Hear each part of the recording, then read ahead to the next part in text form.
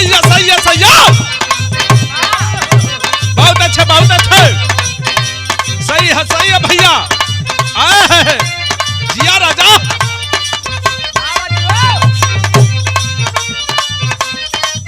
मुड़ में बाहर अनिल भैया बा।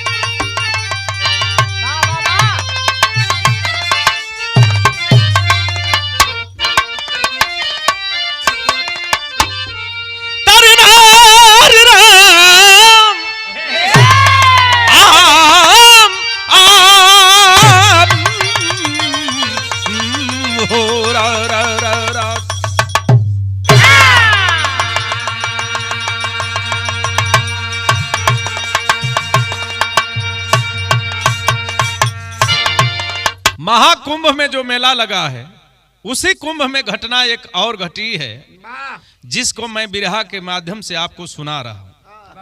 और ये बिरहा आप सुनेंगे बबली बिरहा म्यूजिक के माध्यम से। स्वर्गीय जगदीश जौनपुरी के भतीजा श्री आप सुरेश जौनपुरी उर्फ डल्लू भैया के देखरेख में बिरहा हम गावत है। अनिल भैया माइकल जैक्सन का साड़ू हो गल हुआ, भूमिका में भाव लगल। आवा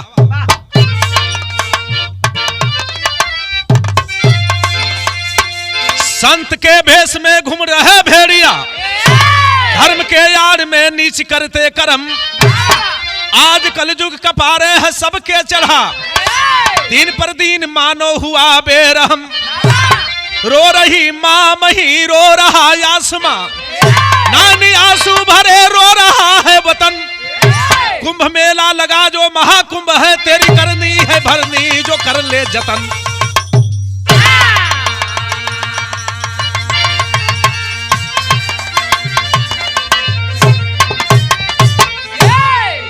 जेके कमाए खाए के बाद बंजर जमीन देखलस, वही जब मड़ई टाटी लगा के रहे लगल, करोड़ों का संपत्ति बना लेहलस।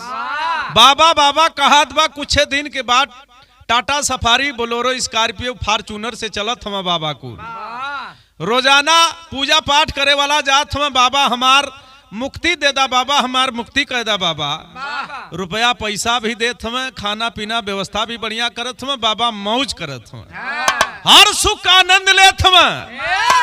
भैया हो सबसे आगे संत हो गल, वहां माया की दुनिया में सबसे ज्यादा विलीन हुए हम। चेहरा पे एकदम चमक ललक वैसे ही पड़ल है जैसे जना था कि सूरज जी का ज्योति है। हाँ बढ़िया गाड़ी से चलत हो, बढ़िया खाना नहाना करत हो, तो केकर चेहरा चमकी, एकदम मोटा मोटा के एकदम मुंह भल में पहलवान नियर। संकेत लगल कौनो संत पर कमेंट कैला के जरूरत ना बा, 100% में 95% अगर गलत हम तो 5% अभी भी संत सही हम। यही बदे धरा टिकल है। कवि जी भाव लिखना गजल में अंदाज लगल, भैया हमारा बता।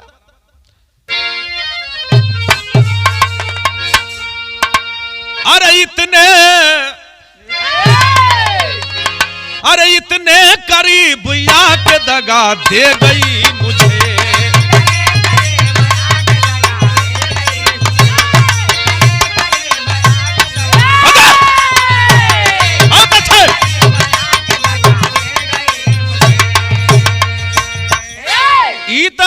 गजल रहल। डल्लू भैया हमारे बड़का भैया हो, हमारे सुख दुख में हमेशा सहयोग मदद करेल। सबसे ज्यादा सहयोग हमारे बबली भौजी का बा, तहे दिल से प्रणाम नमस्कार करत थी, आशा उम्मीद आशीर्वाद का प्रतीक्षा झोली में। लेकिन बात वही का कहना पड़ा, अरे संतों का नाम दुनिया में बदनाम हो रहा,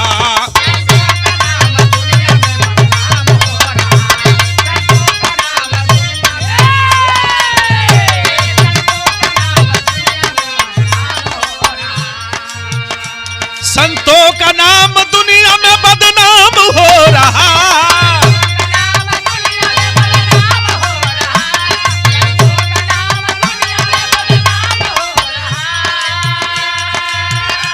संतों का नाम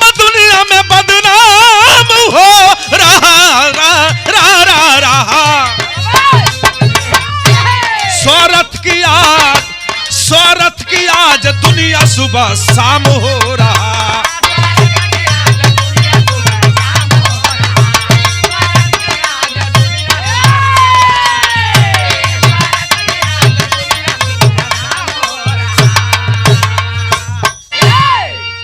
कहीं केहू के लूटत बा, केहू कहीं लूटत बा। ज्यादा से ज्यादा बाबा एकदम दीवाना हो गल हो कुल। जब रुपया पैसा हो जात हो तो ई आशिकाना जतावत में दारू और मेहरारू चाहत बा, एकदम पगला गल हो कुल। जब छानबीन होत तो कहीं आसाराम, तो कहीं सिया राम, तो कहीं जय राम, राम रहीम, नारायण साई, फलहारी बाबा, ढकहारी बाबा, तमाम कुल बाबा आल हुआ। अस रसपान करत हो कि मीडिया पत्रकार ना रहता तो देखता ही कुल तमाशा और करता। कहना पड़ा संकेत लगल, लेकिन कुल संत बदे ना, अभी 5% संत हुए। यही बदे कवि जी भाव देना, महाकुंभ में मेला तो लगल जरूर बा भैया हो बाबू, वही मेला में आखिरकार बहुत लोग आवत हुआ जात हुआ। रोजाना साधु संत आम जनता भी स्नान दान पूजन ध्यान करत बा। देखिए अभी तो मेला ये प्रतिदिन लग रहा है, चल रहा है, लोग देख रहे हैं, आ रहे हैं, जा रहे हैं, नहा रहे हैं। लेकिन एक बिहार से महिला, आखिरकार उर्मिला नाम है, बिरादरी से यादव है, उसके पति का नाम सौरभ है। झगड़ा करत ही अपने आदमिया से। दुनिया मेला देखे जाती, स्नान ध्यान पूजा करे जाती है, तू खाली घर में रहबा। अरे जिंदगी भर खेती बाड़ी से मुक्ति ना मिली, चला चलल जा महाकुंभ में। दुनिया समझावत, अरे पगली, दुनिया का सबसे बड़ा आश्रम गृहस्थ आश्रम होला। का पगलाल हो? अरे जे संत बनल हो केहू का कर्जा बा, उनहू के केहू माई बाबू पैदा कैले बा। अगर अपने द्वारा केहू का उत्पत्ति ना करी तू कर्जा बन के जियत हो, ऐसन हम जिंदगी जियब अब ना। मेहरुआ कहती है कि सुना चाहे जेवन जिंदगी जिया, लेकिन चला चलल जा महाकुंभ। महाकुंभ में तनी हमके नहवा दा। कहत बादमिया कि सुना, अरे अमृत का धार केहू केतनो पियाई, एगो माई बिना। तो दुनिया में सबसे बड़ देवी देवता माई बाबू हम, हमें सारा सुख हवे, ये हमें जन्नत था, यह सब कुछ है, घरवे में कुल बा। माई का सेवा कला, माई से बढ़ियार ना कोनो देवी बा, ना बाबू से बढ़ियार केहू देवता बा। यह अपने में बतियावत हम, तबले गजब हो गई, घरमा में झगड़ा आगे बढ़ गई। जब बढ़लता भयल का कहानी में शुरुआत लगला जा।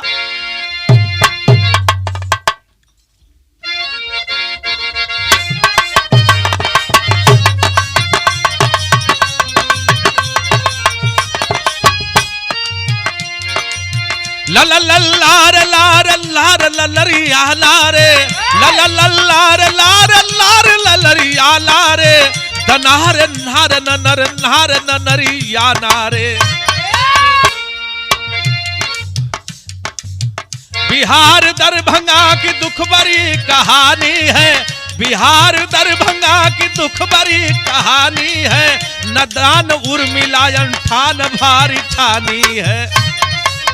उसी समय है जोगी दरवाजे पर आया है, उसी समय है जोगी दरवाजे पर आया है, खुलेगी भाग तेरी कुंभ में बताया है। ले विश्वास दोनों कुंभ का प्रस्थान किए, ले विश्वास दोनों कुंभ का प्रस्थान किए, बिहार दरभंगा से आगे का बयान किए। भैया हो, ले विश्वास दोनों कुंभ का प्रस्थान किए, बिहार दरभंगा से आगे का प्लान किए। उर्मिला नहीं मानी, अपने पति सौरभ यादव को लेकर के महाकुंभ में आ जाती है। जब महाकुंभ का नजारा देखला दोनों प्राणी, आया है भैया हो, एकदम हर्षित हो गईला, खुश हो गईला। पत्नी के तो खुशी का ठिकाना नहीं बा। जोगिया बतौले रहल, जवन घरवा आयल रहल तो कहले रहल कि जइबा लो जब कुंभ में, तो तोहन लोग का लइका ना होत है, तो ये लइका हो जाई उर्मिला का, गोद भर जाई, खाली तोहन लोग जाके संगम में नहान कला, महाकुंभ में नहान कला। दोनों प्राणी पहुंचला, महाकुंभ का नजारा देख के बड़ा खुश हमें। आय है भैया हो, कैसन लहार, कैसन नजारा बा। उहे नजारा बा, तर्ज बा, कौन तर्ज भैया हमारा बा?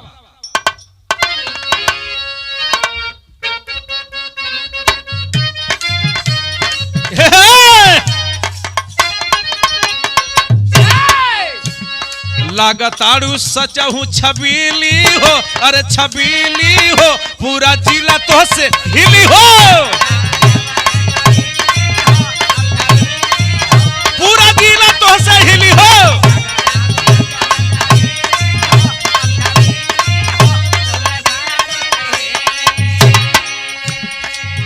लेकिन ई तर्ज रहल तर्जिया से बढ़िया भाव है, दोनों प्राणी देखत का हम है। अरे लहरा मारत बा लहरिया हो, अरे लहरिया हो, कर बम बम सहरिया।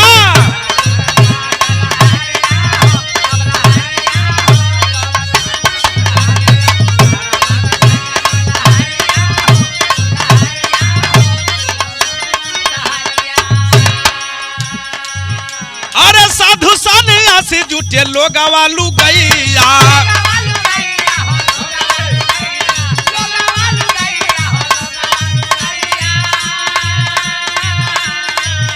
अरे भेसवा बना के कुछ घूमे नीरदैया।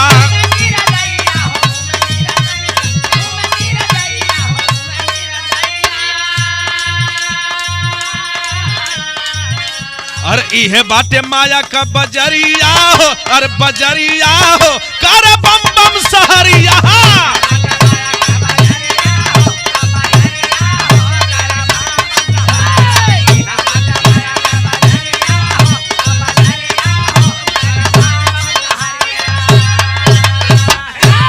भैया हो दोनों प्राणी बतियावत बतियावत नजारा देखत देखत एकदम खुश समय।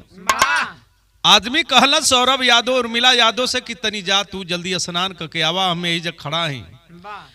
कपड़ा जो है बैग में है, मोबाइल भी बैग में, रुपया भी बैग में, सारा ले करके सौरभ यादव खड़ा है।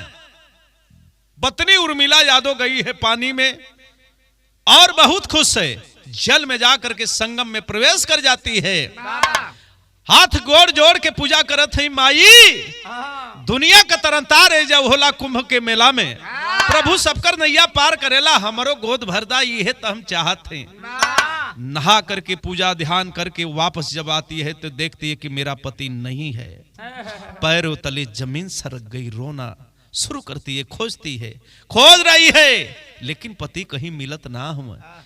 भैया हुए 1 घंटा 2 घंटा 3 घंटा जब बीतल, बेचारी घबराए न लगल, वैसे ही भिगले वस्त्र में हुए गईल कहा जे अनाउंसमेंट करे वाला बा वहां पहुंचल, जाके अनाउंस करवलस कि हमरे पति का नाम सौरभ यादव, बिहार का रवैया, दरभंगा कहीं हम, आखिरकार कहीं हमार पति हो का तो हम फलाना जगह आपका इंतजार करते।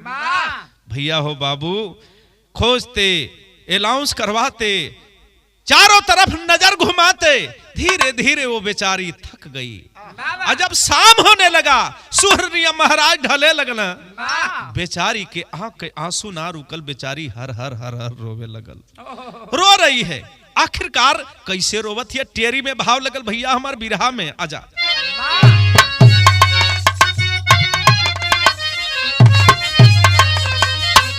अरे गुजरिया का नजरिया बरसेले, हे डल्लू भैया, अरे गुजरिया का नजरिया बरसेले, अरे दर्शन पूजा माउर भइल तेही घरिया। भैया हो आंख आंसू ना रुकल, अब रोवे लगल, फपक फपक के रोवे लगल, रो रही है, हृदय फट रहा है, क्या करूं। भैया हो रोवत है, कैसे विदेशिया में कवि जी भाव देलम, कैसे भाव है कि दिलवा में आवे नहीं, अरे गोरी के छयनवा, दुखवा में परिसे नवा बाबूजी, कि खोजता खोजता बीतल, अरे दिन दोपहरिया हो, अरे मिले नहीं कतहु जनवा हो बाबूजी। विभोर हो गई, हताश हो गई। अब तो धीरे धीरे रात होना शुरू हो गया, सूर्य महाराज ढल गए। अब कौन कहां जाएगा, कौन मुझे पूछने वाला, घर कैसे जाऊं, कौन मुंह लेके घरे जाई। अली पति के संगे सुहागन बन के अभागन बन बन के घरे जाई, दुनिया पूछी हम का बताई। भैया हो सूर्य महाराज ढले, अरे सूर्य महाराज ढले शबलिया ढरिया हो, भूखिया से तड़पे रनवा बाबूजी।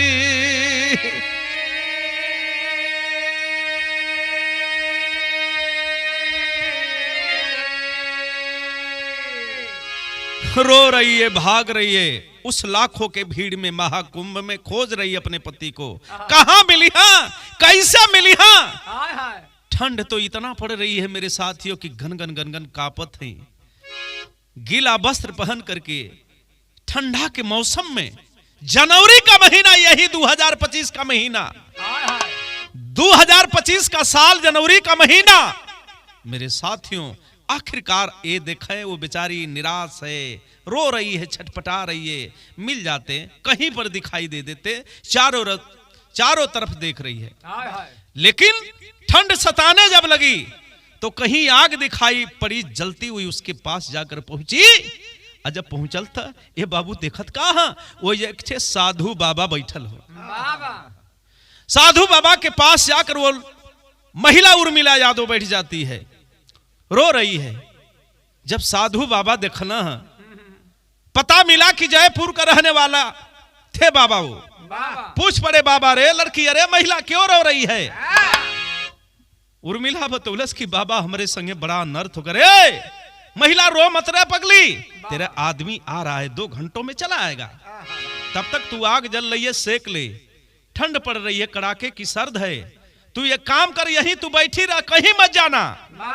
भैया हो, लेकिन बात ही बात में वो बाबा से और उर्मिला से बात आगे बढ़ गई। दोनों अपने में बतियावे लगना, समाचार करे लगना।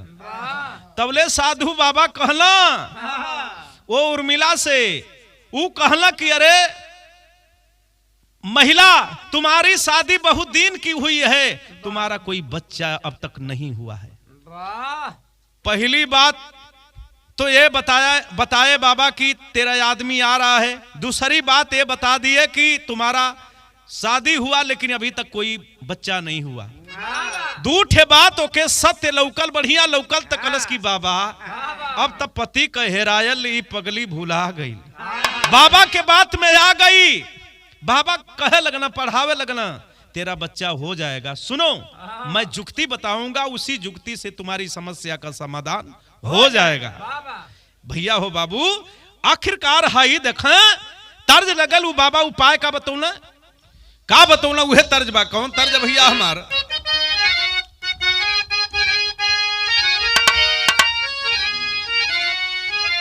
अरे गोरखपुर सहारिया में, ये हमार बिरहा में एकदम स्पेशल तर्ज है कि गोरखपुर सहारिया में अरे बी के लाचा रखवा देवर मोरा जोगी हो भैले।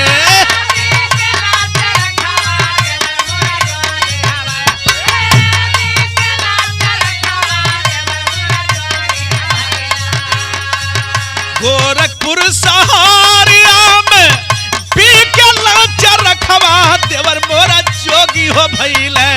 चरखा हो मंगईदा लहरे दहार देवर मोरा जोगी हो भैले।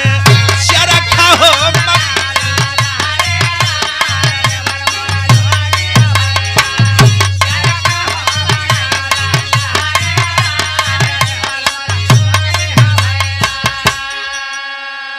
मत रो, सारी समस्या का समाधान हो जाएगा। तू मेरे पास आ गई है ना बाबा। अभी फट से ने उर्मिला बतौलस कि हाँ बाबा तू सही बतावत बड़ा कि मेरा बच्चा होगा। असंयोग है कि तू बेटा गईला घर में, यह बात का बात होत रहे। हमारा आदमी लेके ना आवत रहला कुंभ में, लेकिन संजोग ही बाकी बाबा बतौला कि कुंभ में जैबू सारी समस्या का समाधान हो जाई। तो मालिक का मर्जी आपसे मुलाकात हो जाई। मालिक का मर्जी आपसे मुलाकात हो गई। ले बाबा सुना, अब हमार दुख तो जानी गईला, तनी हमके उपाय बता दा कि कैसे हमार बेटा होई। जब इतनी बात बाबा सुनला तो उनके खुशी का ठिकाना ना बा। जबने रोगिया भावे उहे वैद बतावा। संकेत लगल, भाव लगल बिरहा में। वो बाबा बतौला का उर्मिला से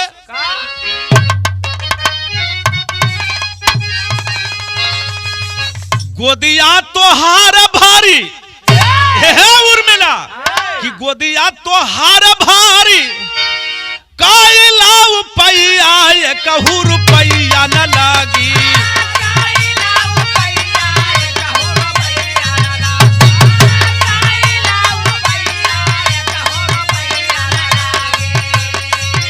गोदिया तोहार भारी काइला पैया ये कहू रुपैया न लागी खुल जाई की सामत तोहार ये कहू रुपैया न लगी हो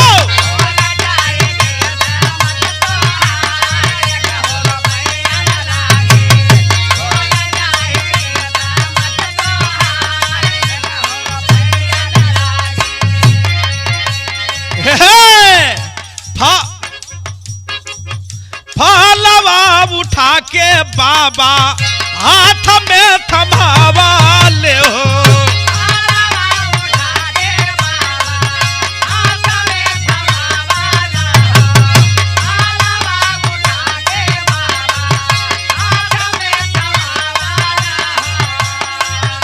इह साही जुगती बाबा माया में फंसावा ले हो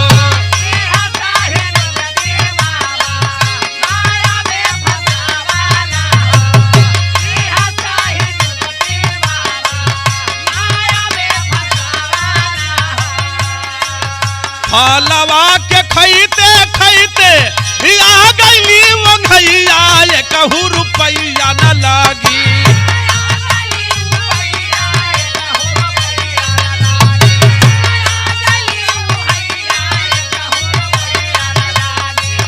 फलवा के खैते भैया आ गईली वो घैया ये कहू रुपैया न लागी भूल जइहा की सहमत तोहा ये कहू रुपैया न लागी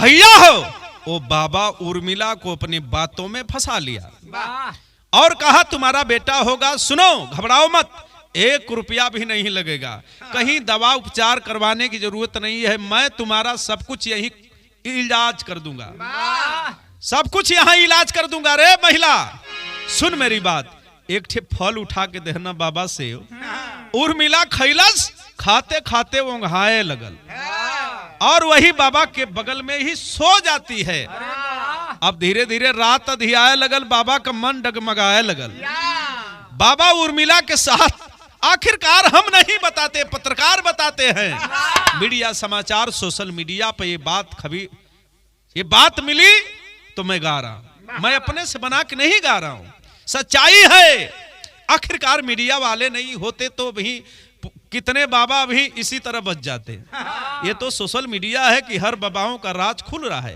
कौन सही है कौन गलत है भैया हो बाबू हाई देखें आखिरकार वो बाबा उर्मिला के संगे कैला का भैया हो पहपट में भाव लगल आ जाता रहा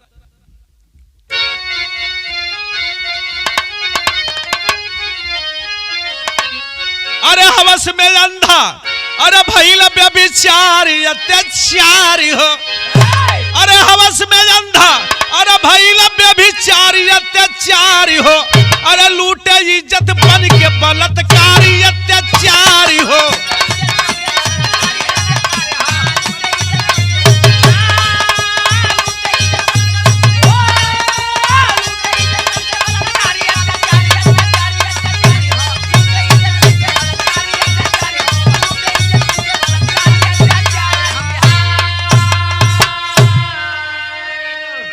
वो रात बीत गई दिन बीत गया फिर रात हो गई अरे होश में आवे जब जब महिला अरे देता कुछ खिलाई हो सूद बूध न रहे तन को अरे आवे खाली वो घाई हो जब भी होश में आती उर्मिला बाबा उसके ऊपर कुछ न कुछ दवा छिड़क देता खाने के लिए दे देता फिर वो सो जाती फिर अपनी मनचाही करता उसके साथ जो चाहे मन करता दूसरी रात में बीत गई लेकिन भैया हो यही से कहल जाला मालिक आखिरकार तोहरो ऐसा लीला है कि के सही बा के गलत बा। जब समय आवेला तो वो क्लियर हो जाला कि कहां सही और कहां गलत बा।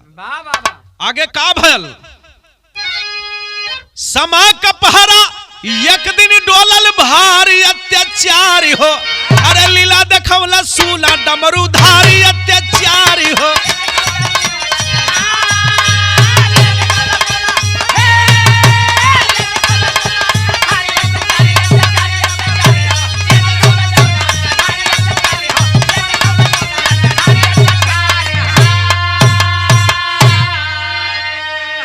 उसी महाकुंभ में चप्पे चप्पे को छान मारने वाले सोशल मीडिया के जवान चारों तरफ घूम रहे हैं। हर बाबाओं का इंटरव्यू चल रहा है। बाबा आप कहाँ के रहने वाले हैं? कोई कटहवा बाबा, कोई कांटा पर सोया है, कोई कहीं सो रहा है, कहीं कोई खा रहा है, कहीं पी रहा है। दुनिया भर का बाबा हम कौनों का नाव बढ़ गईल बा, केहू का 12 बढ़ गईल बा, केहू त्रिशूलवा पर बैठल बा। तमाम तरीका का कोई पानी में डूब के अपन सद दिखावत है। ई बाबा लोग का करनामा है। लेकिन बाहर दुनिया जे सही बाबा रही भैया, वो दुनिया से संसार से उके कोनो मतलब नहीं बा। अपने जोग से, त्याग से, तपस्या से मतलब बा। जो मजा त्याग परिश्रम साधना में है वो मजा कहीं नहीं है। अगर अमृत भी पियो तो उससे अमर नहीं हो पाओगे। जो अमृत का प्यार भक्ति में मिलता है वो कहीं नहीं मिलता है। आनंद सुख सब कुछ भक्ति में मिलता है, लेकिन आप सही भक्त रहेंगे तब। आज देखिए बाबा 2 दिन लगातार उस महिला उर्मिला का शोषण करते हैं। तीसरका रात बीत गई, चौथा जब दिन चढ़ल तू बाबा जयपुर वाले बाबा साधुओं के भेष में अत्याचारी बलात्कारी बेभिचारी निकला और उस मड़ई से, अपने झोपड़ी से जो झुग्गी बनाया था उससे निकला। संजोग से पर्दा हटल रहल और कोनो काम से बाबा गईला, कोनो काम से कहीं और वो पर्दवा खुलल है तो एगो पत्रकार का नजर पड़ गई। पत्रकार तो भैया ऑलराउंडर न बना, ऑलराउंडर है पत्रकार। पहुंचा है लेकर और उस औरत के पास जाकर के बोला कि आप कहां का रहने वाली है? इस बाबा के झुग्गी में कहां से आ गई?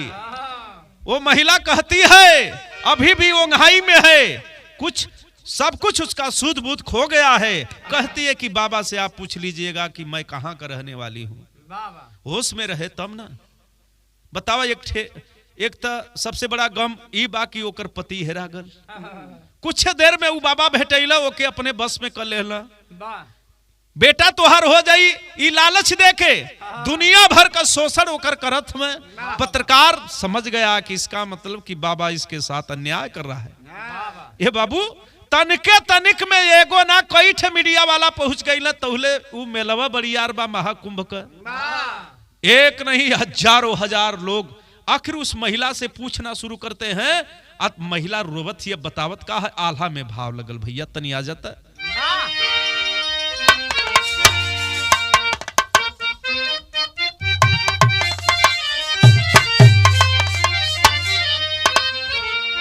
कि पड़ली नजरिया एक दिन, कि पड़ली नजरिया एक दिन, अरे मीडिया कारमी का भैया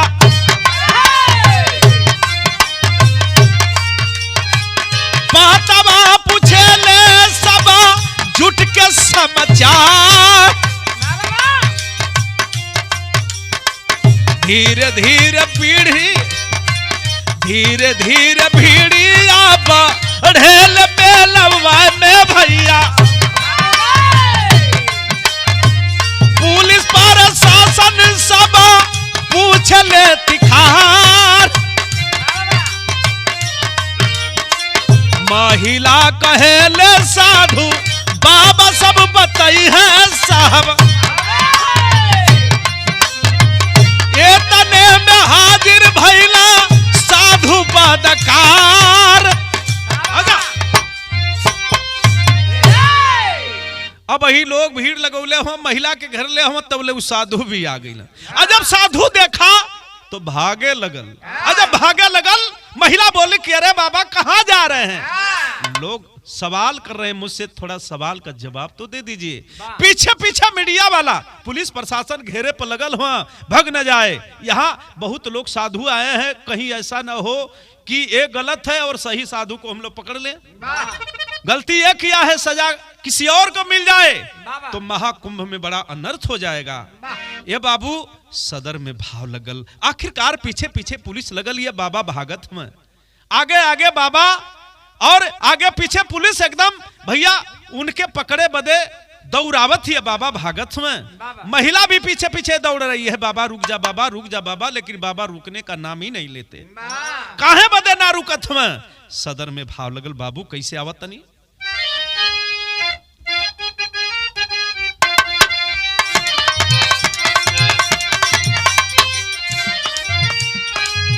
अरे पुलिस पर शासन देखी भागे बेईमाना,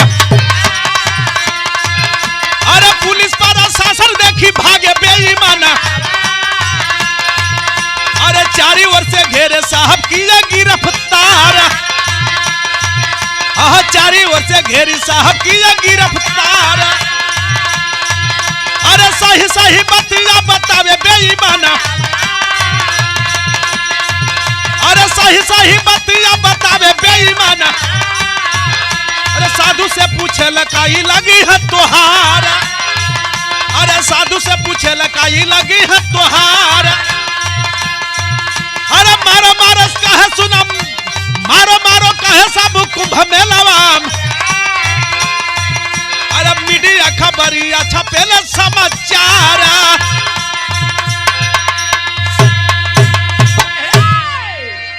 जे आवे से मारे। कैसा बाबा है? यही लोगों का कल्याण, गरीबों का कल्याण करोगे तुम लोग। जाटा बढ़ा लेते हो, कपड़ा पहन लेते हो तो अपने को बाबा समझते हो।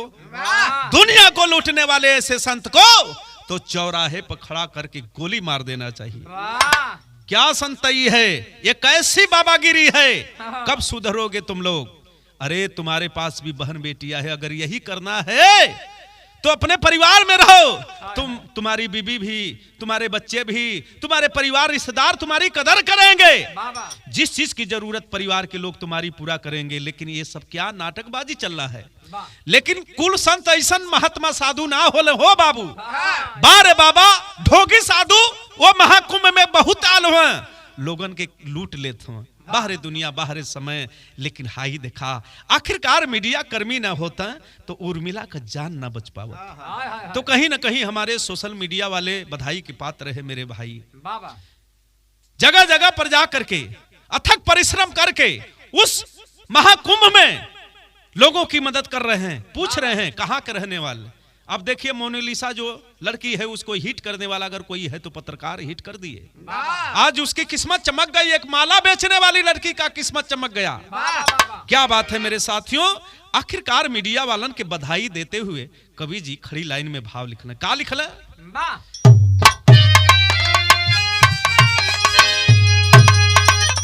अरे मीडिया कर्मी उर्मिला के अरे दिलवाला इंसाफ हो, अरे साधु संत ढोगियन के कारा जानी माफ हो, साधु संत ढोगियन के।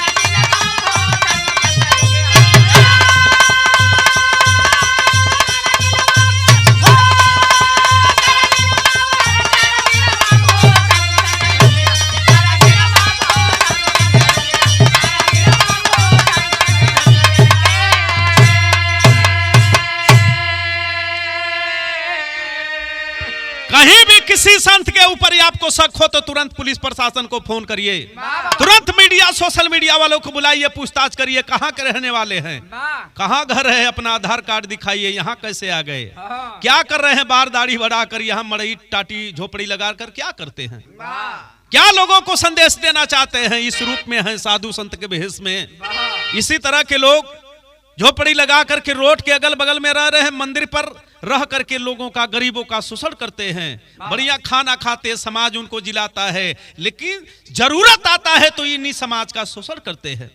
देख लीजिए उर्मिला के साथ अन्याय हुआ, तमाम ऐसी माँ बहन बेटियों के साथ अन्याय होता है, लेकिन यही मेरी माँ बहन अपनी इज्जत बचाने के लिए समाज में कि लोग कलंकित कर देंगे किसी से कहती नहीं है। लेकिन जो हिम्मत करती है मेरे साथियों, तो वो राम हो, रहीम हो, नारायण साई हो, कोई भी हो, कौनो बाबा हो, उनके पकड़वाओ में तनको देरी न लगेला, तुरंत सामने आ जी हैं पटल पे। तो मीडिया कर्मी भी हमारे बधाई के पात्र हैं मेरे साथियों, हमारी आपकी सबकी मदद करते हैं। यही बदे बधाई में कवि जी भाव लिखना, का लिखना कि अंधविश्वास करे, अरे अंधविश्वास करे, अरे जीवन बर्बाद हो, अरे मनुवादी रीति छोड़ी हुई बाया जाद हो, मनुवादी रीति छोड़ी।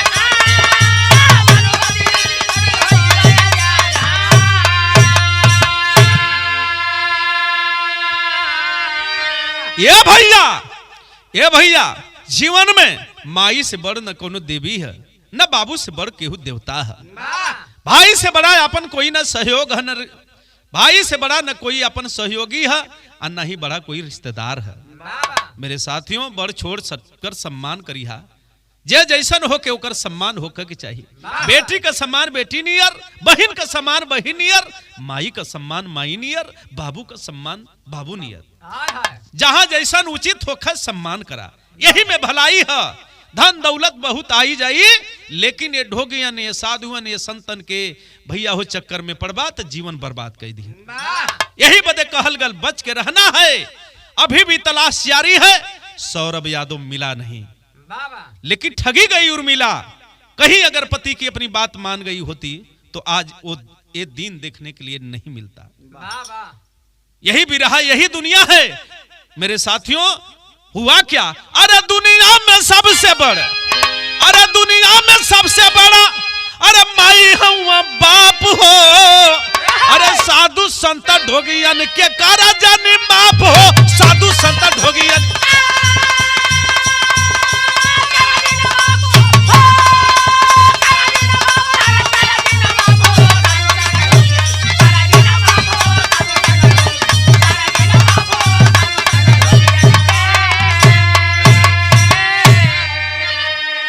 बिरहा यह दुनिया, यह समाज का हमन दस्तूर गावल जाला, कहानी गावल जाला।